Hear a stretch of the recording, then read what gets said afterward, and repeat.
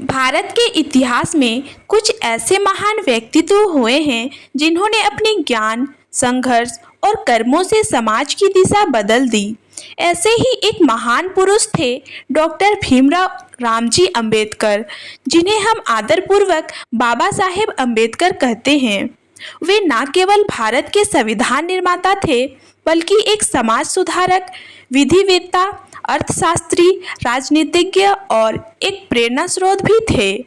उनका जीवन एक ऐसी कहानी है जो अंधकार से उजाले तक के सफर की मिसाल है। 14 अप्रैल 1891 को मध्य प्रदेश के मऊ नामक स्थान पर एक दलित महार परिवार में जन्मे भीमराव अंबेडकर बचपन से ही भेदभाव का सामना करते रहे। उनके पिता रामजी मालोजी सकपाल ब्रिटिश भारतीय सेना के सूबेदार थे, लेकिन जातिगत व्यवस्था इतनी कठोर थी कि भीमराव को स्कूल में भी नीची जाति का समझकर अलग बैठाया जाता था। एक बार स्कूल में पानी पीने का मन हुआ, लेकिन उन्हें छूने तक की अनुमति नहीं थी। जब उन्होंने पानी मांगा तो स्कूल का चपरासी आकर ऊंचाई से पानी गिराकर उन्हें पिलाता है। अगर वह चपरासी ना होता तो भीमराव को प्यासा रहना पड़ता। इस दर्द ने उनके मन में सवाल उठाया, क्या इंसान की कीमत उसकी जाति से तय होती है? भीमराव बचपन से ही अत्यंत मेधावी थे। उन्होंने मैट्रिक की परीक्षा अच्छे अंकों से उत्तीर्ण की। उनके पिता ने उन्हें मुंबई भेजा, जहां उन्होंने एल्फिंस्टन कॉलेज से बीए की डिग्री प्राप्त की। फिर उन्होंने बड़ौदा के महाराजा सयाजीराव गायकवाड़ से स्कॉलरशिप पाई और फिर विदेश अध्ययन के लिए अमेरिका गए।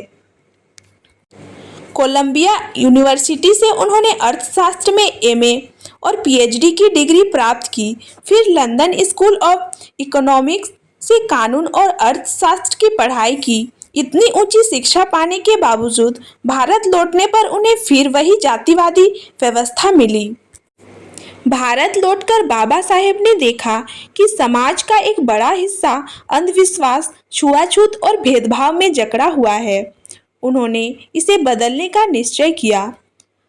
1927 में उन्होंने महार सत्याग्रह किया, जिसमें दलितों को सार्वजनिक जल स्रोतों से पानी पीने का अधिकार दिलाने की मांग की। इसी वर्ष उन्होंने मनुस्मृति को सार्वजनिक रूप से जलाया, क्योंकि वह ग्रंथ जातिगत भेदभाव का समर्थन करता था।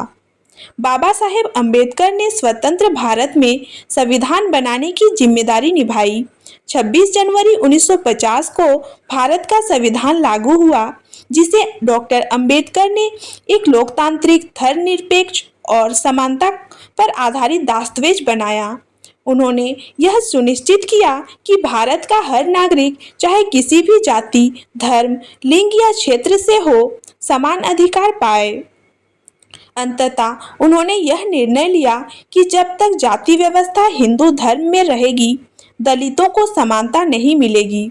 14 अक्टूबर 1956 को उन्होंने लाखों अनुयायियों के साथ बौद्ध धर्म स्वीकार किया और कहा, मैं हिंदू धर्म में पैदा हुआ, यह मेरे बस में नहीं था, लेकिन हिंदू होकर मरूंगा नहीं, यह मेरे बस में है।